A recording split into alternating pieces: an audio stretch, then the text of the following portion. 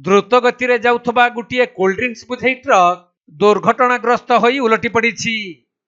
तेबे अति द्रुत गति रे थिबा ट्रक टी भारसाम्य हराई रास्ता कड़े थिबा एक गछ को पिटिबा परे उलटी पड़िथिला।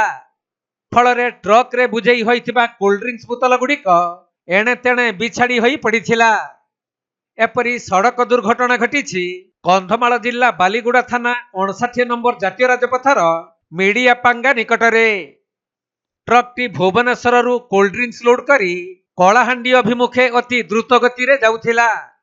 हेले मिडियापांगा निकटरे ट्रक टी भारसाम्य हराई रास्ता कड़े थिबा एक गछ को पिटी दुर्घटनाग्रस्त होइथिला।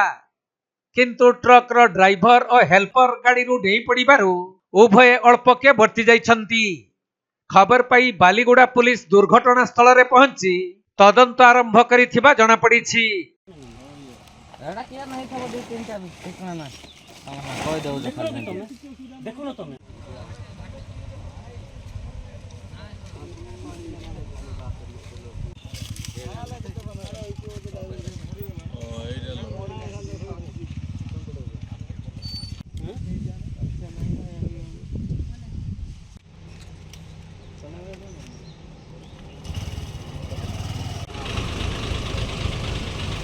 Kandhamal जिल्लारू Jyoti Prakash Samantaray report Konark live.